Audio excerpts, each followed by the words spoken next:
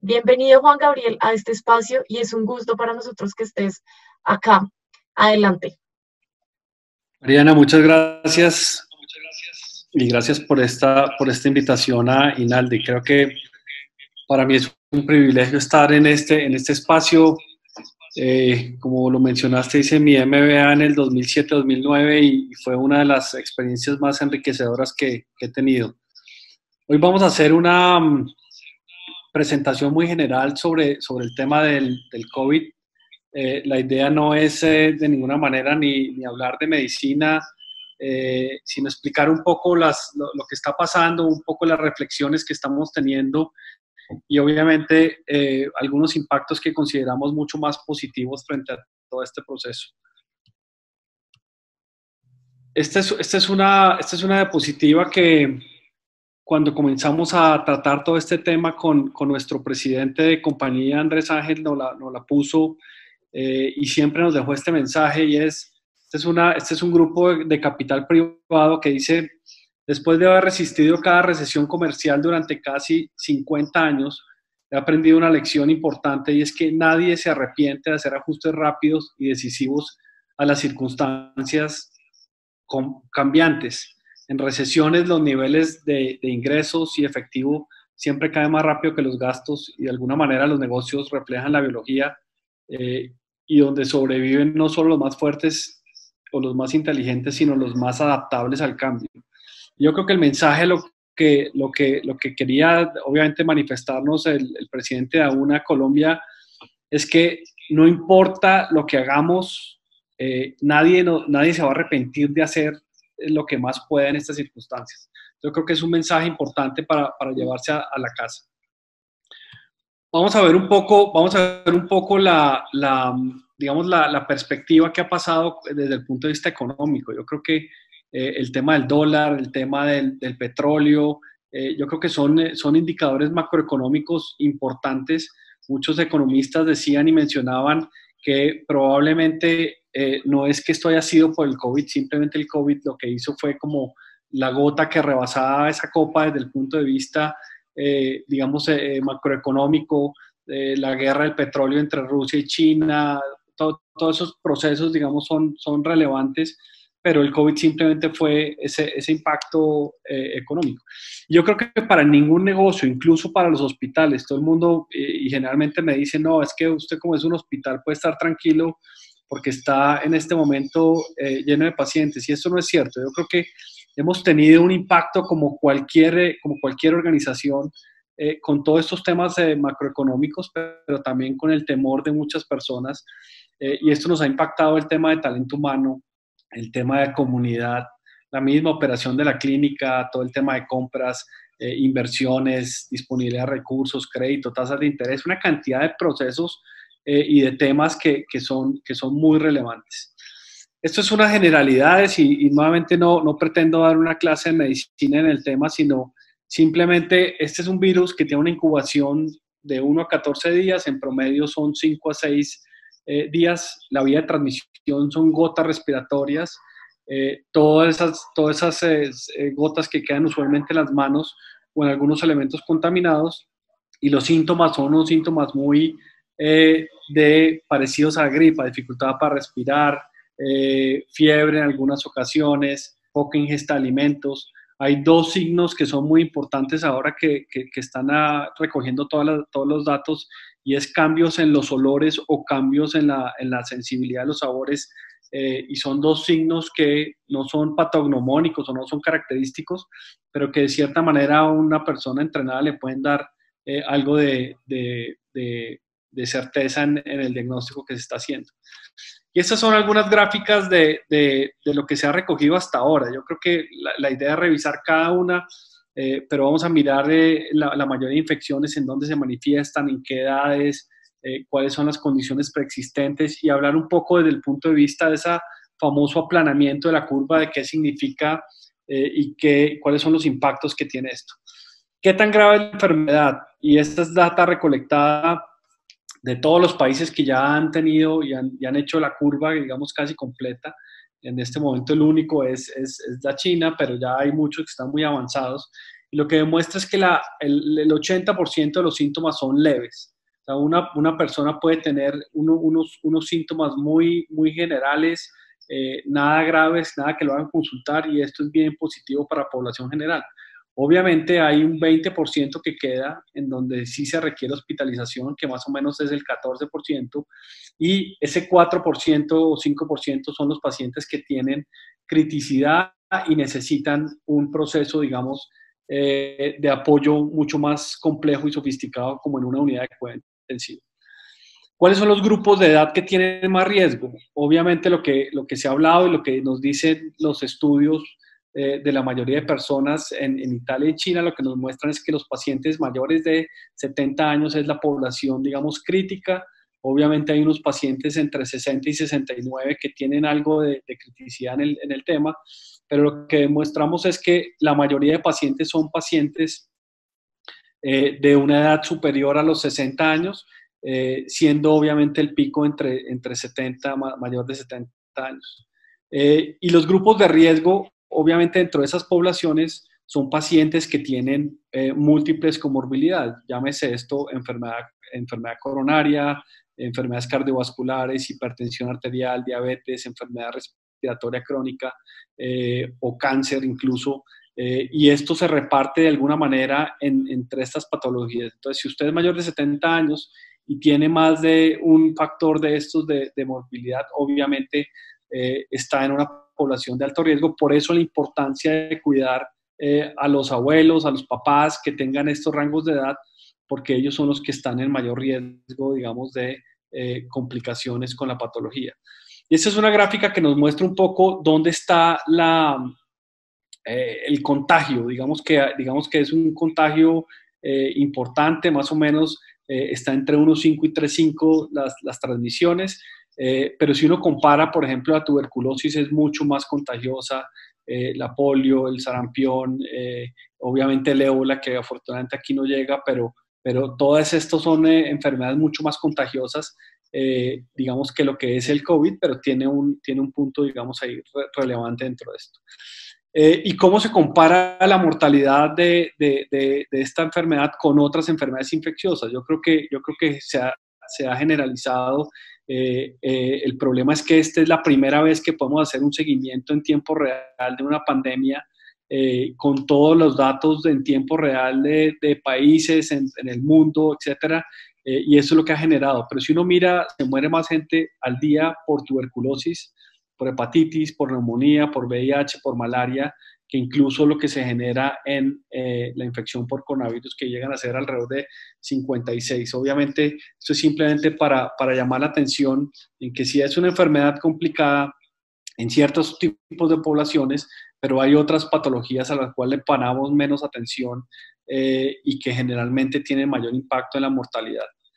Y lo que les comentaba ahora, la diferencia entre esta pandemia y las otras es que hoy por lo menos le podemos hacer un seguimiento, digamos, en tiempo real. Estas son las menciones que han habido con el COVID-19 en las diferentes redes sociales, más o menos 2.1 billones de menciones. Y si uno compara, por ejemplo, con el VIH, que fue una de las mayores, hablaban de 69 millones de menciones. Entonces, hoy en día, y generalmente cuando uno ve y se levanta, absolutamente todo tiene ese hashtag de COVID y es bien impactante, sobre todo mediáticamente. Y eso es un poco para explicar lo que nos han venido explicando muchos epidemiólogos y muchos expertos en este manejo, digamos, de infección de salud pública. Y lo que ellos nos muestran es que esa gráfica anaranjada es la gráfica de cualquier epidemia. Cualquier epidemia comienza con un contacto cero, un primer paciente, y eso va subiendo y va subiendo hasta que llega a un punto máximo del pico y comienza a bajar nuevamente. El problema de esto es que si no se toman medidas protectoras, digamos, esa línea punteada que son la capacidad máxima desde el punto de vista de un sistema de salud, sobrepasa, y ahí es donde tenemos problemas, porque son pacientes que no pueden ser tratados de la manera efectiva. Entonces, por eso esas medidas protectoras obviamente son, además del lavado de manos, acercar el distanciamiento social, son todos esos temas, digamos, de cuarentena y de distanciamiento que se está generando precisamente para que ese pico no pase esa línea punteada que es la capacidad mayor. En este momento, digamos que nosotros no hemos llegado ahí todavía y la idea es que ahora les voy a mostrar cómo sí se está aplanando la curva de alguna manera y las medidas que se han hecho son efectivas. Esto es lo que tenemos en Colombia hasta ahora. La fuente es el Instituto Nacional de Salud. Y lo que nos muestra esto es que más o menos hoy son 798. No hay una diferencia entre hombres y mujeres, a pesar de que hay unas diferencias en números, no son significativamente representativas ni estadísticamente, digamos, válidas. Aquí vemos las principales ciudades, obviamente Bogotá, que es el puerto, digamos, más grande que hay de acceso. Ahí hay un número importante de pacientes, segundo Antioquia, Valle y el resto, digamos, del país, y es más o menos como se ha venido comportando, y esto es más o menos lo que ha venido pasando, digamos, en la curva. A hoy ya estamos llegando a los 800 pacientes, que es un dato ya más relevante. Y esta es la comparación de lo que son los pacientes, digamos, nuevos y los pacientes importados. Y hablamos de pacientes importados, son esos contactos epidemiológicos que estuvieron por fuera del país y que de cierta manera trajeron el proceso infeccioso. Y ahí está, digamos que con un número importante. La otra son los relacionados y hay todavía una población importante de pacientes en estudio, pero es, digamos, la fuente como va evolucionando. Y este es en Colombia lo que hemos tenido hasta ahora desde el punto de vista de edad. Los pacientes, digamos, que más se comprometen aquí son los pacientes entre 20 y 50 años, es donde está la población de pronto más grande. Esta población es generalmente en su gran mayoría síntomas muy leves, como les mencioné, o muchos casos asintomáticos. Entonces, esta es la población, precisamente las medidas que se tomaron, por ejemplo, para cerrar los colegios, las universidades, es precisamente para controlar este tipo de poblaciones que son quienes al final pueden generar una contaminación, digamos, importante de todo el resto de la población. Y digamos que esto es como se ha comportado, que también es muy, digamos, característico del resto de los países en donde estamos. Estas son un poco las muertes acumuladas en Latinoamérica. No quiero hacer énfasis aquí mucho, pero digamos que se comporta mucho frente a lo que está pasando en todo el resto de los países, sobre todo de América Latina. Y aquí están los casos confirmados. Yo creo que, y vuelvo y recalco que las medidas que se han tomado, esta es la línea de Colombia, donde vemos que aquí en el día 20 hubo un aplanamiento. Aquí básicamente lo que hubo el aplanamiento es porque hubo una disminución en las pruebas que se hicieron, pero vuelve otra vez. Y lo que demuestra esta curva es que sí, de cierta manera, se ha venido aplanando y nuevamente con todo ese objetivo, digamos, de aplazar y de no sobrepasar ese sistema de salud. Aquí nos comparamos con Perú, que de pronto Perú y Colombia tienen las líneas mucho más parecidas y el resto de los países de Latinoamérica están ahí, digamos, dibujados.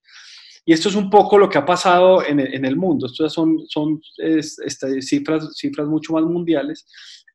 Lo que vemos es obviamente el impacto de Estados Unidos, que ya pasó a ser el primer país con mayores infecciones. Obviamente España, Italia, pero vemos países como por ejemplo Corea del Sur, en donde ya se aplanó la curva y en donde de cierta manera Japón y Singapur también tienen unos comportamientos bien característicos. Estos fueron además de ser países obviamente muy disciplinados. Corea del Sur es uno de los países más disciplinados y absolutamente todos hicieron su acuartelamiento de primer grado en sus casas y en sus trabajos. Lograron invertir una cantidad de tecnología importante, sobre todo para hacer un seguimiento de dónde estaban esas personas. Yo creo que el llamado aquí es a seguir cumpliendo esa norma del distanciamiento y obviamente de ese confinamiento que es fundamental dentro de este proceso. Y aquí estas dos curvas explican el por qué. Esta es la primera curva, la que está en la gráfica 22, lo que demuestra es cómo sin distanciamiento social esa curva se eleva de las personas, digamos, que se pueden contagiar.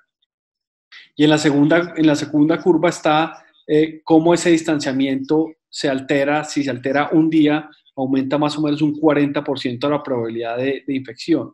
Entonces, con distanciamiento social, esas curvas disminuyen de una manera importante, y por eso nuevamente es importante ese tema de distanciamiento social, y es a lo que más los gobiernos le han hecho, digamos, énfasis. Somos una cultura muy desorganizada, muy indisciplinada, todavía seguimos teniendo algunos nichos, digamos, de desorden, pero el llamado a atención aquí es asegurar ese distanciamiento, porque eso es lo que al final nos va a asegurar el aplanamiento de la curva, y es la única medida, además de la medida del lavado de manos, que previene obviamente esta infección. Y acá hay unos temas también de psicología. Yo creo que este es un libro de Steven Taylor que habla sobre la psicología de las pandemias. Esta es una foto de los Estados Unidos, pero nada extraño a lo que vimos acá hace un par de semanas, donde veíamos que por alguna razón que nadie sabe explicar, se acabó el papel higiénico, y nadie sabe por qué. Simplemente son de estas psicologías de las pandemias, en donde los mismos personas y las familias se sienten un poco más seguras comprando desorganizadamente, y si a alguien se le ocurrió, lo hizo. Yo creo que lo que dice el mensaje también es: usualmente para grandes problemas se buscan grandes soluciones, pero aquí en este caso de las pandemias, con pequeñas soluciones se pueden lograr el control, y una de esas pequeñas soluciones es el lavado de manos, y nuevamente el tema del distanciamiento social. Y esto es lo que estamos viviendo hoy. Esta fue la publicación de este mes de The Economist, que es una revista bien relevante en estos temas, y casi que el mundo está cerrado. Todo el impacto que ya vimos desde el punto de vista de todos los sectores nos ha llamado a un llamado de atención importante frente a esto. Y algunas reflexiones finales. Yo creo que vamos a encontrar un mundo diferente después de este tema de cuarentena.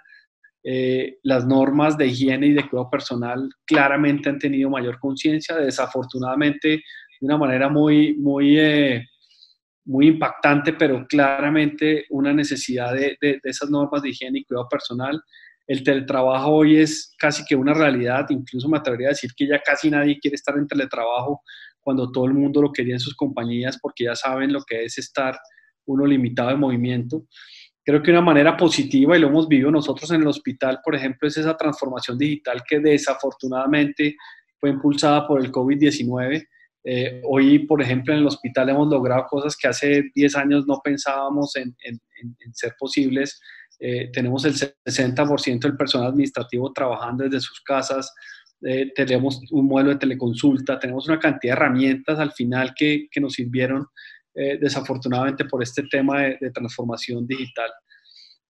Mucho más conciencia de distanciamiento social. Esto era nuevamente, como les digo, una necesidad, y que hoy en día somos mucho más conscientes de esto. No me cabe duda que la gente está haciendo más ejercicios en la casa, y por lo tanto hay más movilidad.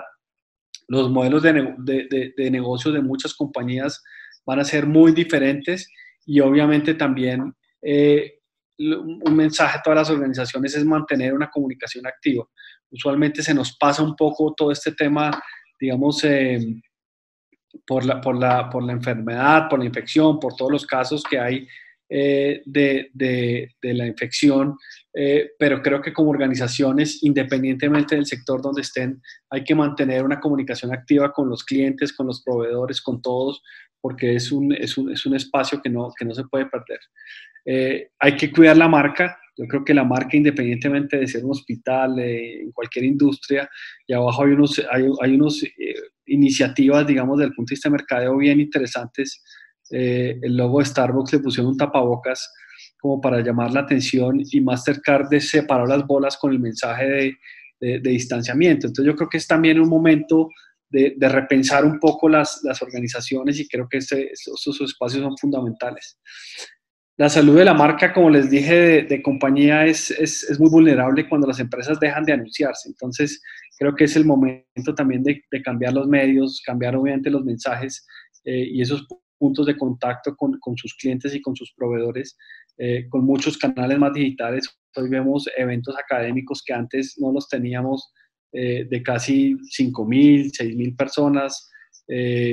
Singularity hizo uno hace poco donde entraron 100.000 personas Entonces son cifras bien importantes de todos los temas digitales y un tono obviamente de comunicación mucho más sensible por el tema, digamos, de lo que está pasando. Y vuelvo ya para ir cerrando nuevamente, es el mensaje de no arrepentirnos de hacer más de la cuenta. Yo creo que el mensaje que nos daba nuestro CEO era hagamos todo lo que está a nuestro alcance porque de eso no nos vamos a arrepentir nunca, y ese es el mensaje para cerrar acá. Yo sé que aquí hay más preguntas que todo este contenido, pero y vamos a dejar el espacio para eso. Simplemente esto va a ser una oportunidad. Yo creo que es el momento de vivir unos tiempos con mucho más serenidad, más solidaridad, y obviamente mucha más sobriedad. Saldremos fortalecidos como sociedad, con unos vínculos renovados, y claramente con una conciencia mucho más despierta de lo que está pasando. Ese era como el tema, digamos, general, explicar un poco las gráficas, mirar un poco lo que está pasando en la epidemiología y obviamente pasamos a las preguntas que en este caso particular pueden llegar a tener un poco más de relevancia. Y muchas gracias, Mariana. Muchas gracias, doctor Sendales. Y aquí hay varias personas activas, han hecho varias preguntas. Preguntan, los casos reportados en Colombia de mortalidad hasta el momento han sido la gran mayoría en personas menores de 50 años, dice él, ¿y qué variables propias de nuestro país pueden incidir en esto? Básicamente frente a esta pregunta no hay mayor diferencia.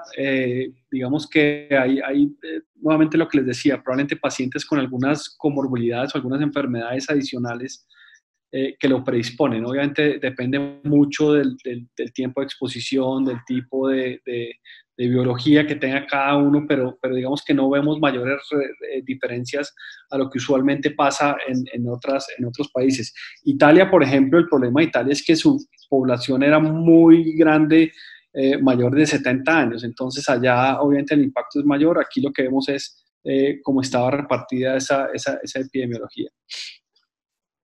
Por otra parte, Mónica Piedradita pregunta que por favor ayuden a dimensionar los efectos positivos y negativos de este tema en el sistema de salud de Colombia, principalmente en las IPS y EPS del país. Yo creo que aquí no hay ni ganadores ni perdedores. Yo creo que en este tema a todos nos está impactando. Hay unos que se benefician de pronto un poco más, un poco menos. Nosotros como IPS o como hospitales tenemos un impacto mucho mayor. Hoy en día estamos con unas inversiones muy grandes, con unos recursos obviamente limitados. Pero ya listos y me atrevería a decir que todo el país está listo para atender la emergencia. Nosotros hacemos reuniones en la mañana, en la tarde y al final y al inicio del siguiente día, y lo que vemos es que todos estamos como muy conectados y muy trabajando. El aseguramiento tiene un impacto, de pronto es de los más beneficiados porque gasta menos, hay menos gasto en salud. Obviamente ellos están haciendo también un tipo de inversiones un poco digamos, dirigidas a sus comunidades, pero de cierta manera ahí puede haber un impacto económico mucho más positivo, pero al final creo que todos nos vemos implicados y nuevamente el mensaje es que esto al final sí sale a un sistema obviamente mucho más fortalecido. Tercera pregunta, y esta la hace Wilson Gómez, teniendo en cuenta también esta pregunta anterior y todo el análisis coyuntural que se está haciendo hoy en día. Y él pregunta, teniendo en cuenta el impacto para la economía y las empresas, ¿qué opinión tiene frente a propuestas de alargar la cuarentena?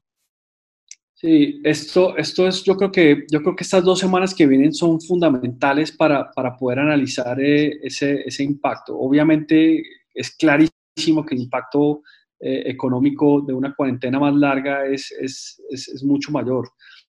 Pero creo que muchos economistas concuerdan en que es mejor estar vivo y tener salud y poder desarrollar nuevamente las compañías y se recupera uno económicamente de esto que estar en un sistema completamente colapsado en salud que tiene mayores implicaciones. Estas 2 semanas, como les digo, son críticas y nuevamente el llamado a quedarse en su casa, porque es donde ya comenzamos a tener el pico máximo. Nosotros más o menos estamos esperando el pico máximo alrededor de entre el 19 y el 20 de abril. Ese es el pico máximo y comienza a bajar. Esa disminución no significa que nos vayamos a relajar, y yo creo que, nuevamente insisto, que el gobierno está tomando buenas decisiones en cuanto al tema del aislamiento, y creo que si hay que mantenerlo y hay evidencia suficiente que se ha aplanado la curva, yo creo que se justifica seguirlo manteniendo. Y acá una pregunta un poco más relacionada con las personas que están contagiadas o que se pueden contagiar. Y Liliana Gordillo pregunta, sabemos que la población de riesgo es la de mayor edad, pero ¿qué pasa con aquellos niños que tienen problemas de asma o respiratorios? ¿Y también se consideraría una población de riesgo, o tal vez por su naturaleza de niño el virus no lo ataca mortalmente?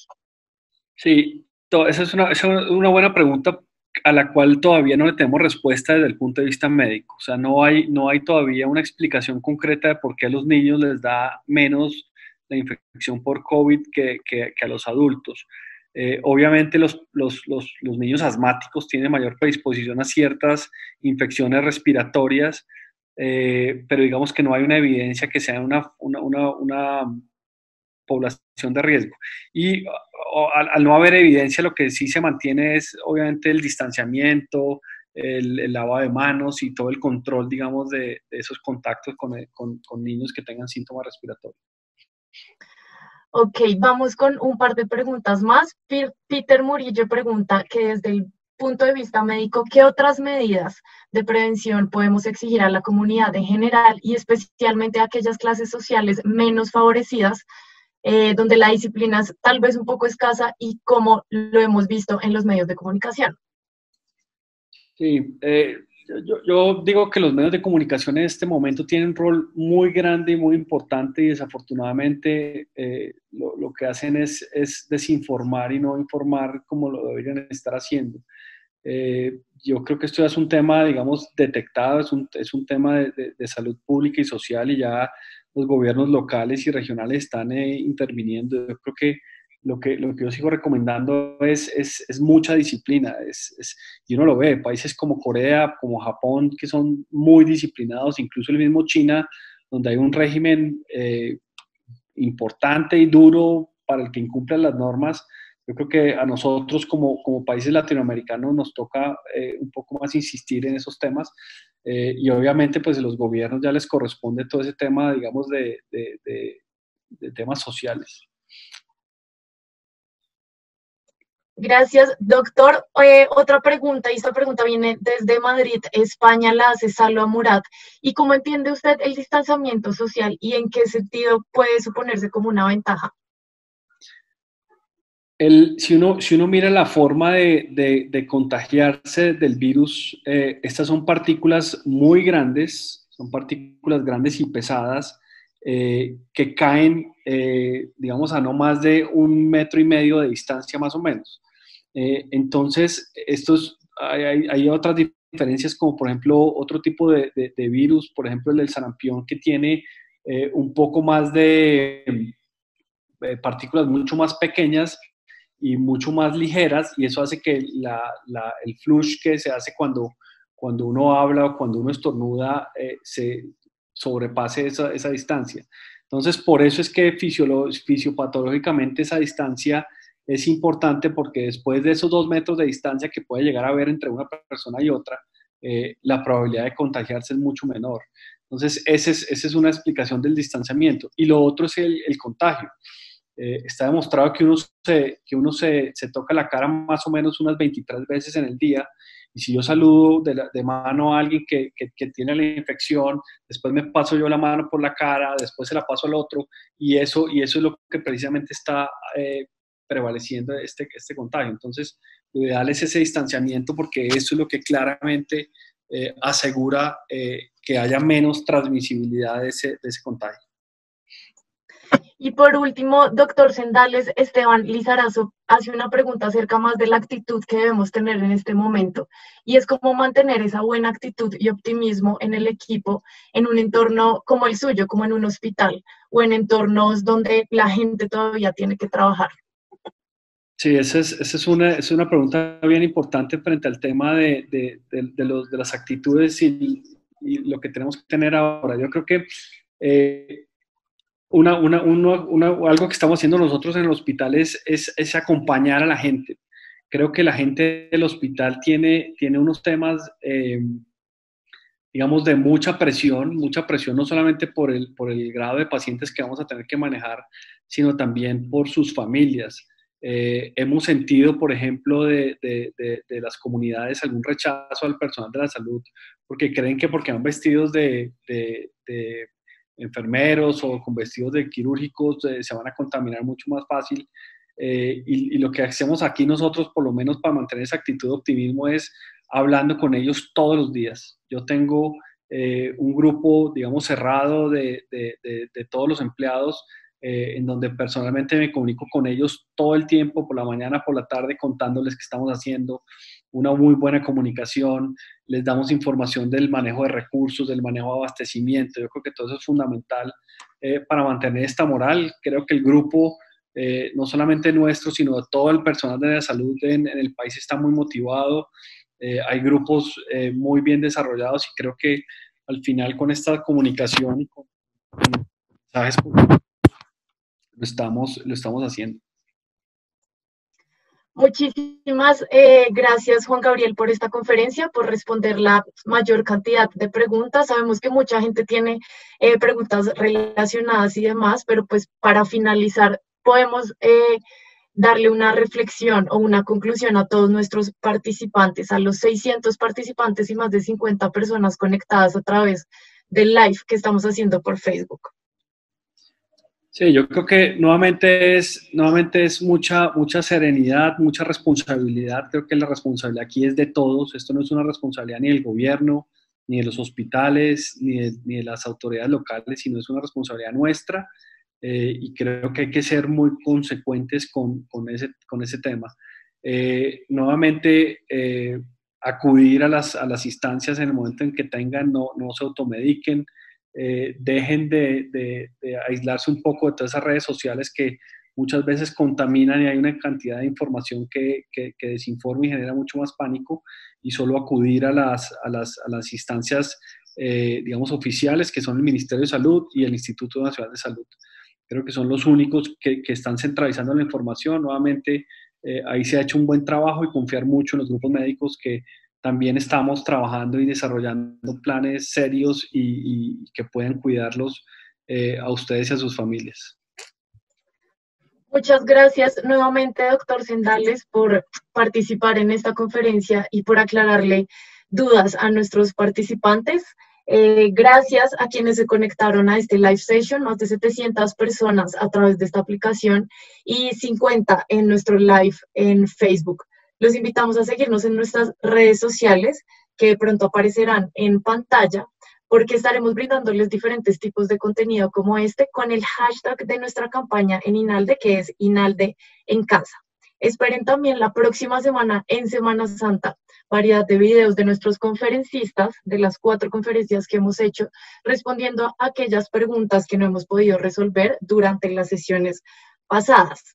Por ahora, los invitamos a conectarse en nuestro próximo live session, que se realizará mañana 1 de abril a esta misma hora, a las 4 de la tarde.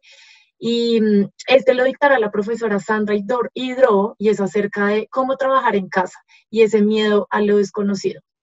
En este momento les estará llegando un mensaje de texto a sus celulares con el enlace para que se registren a la conferencia.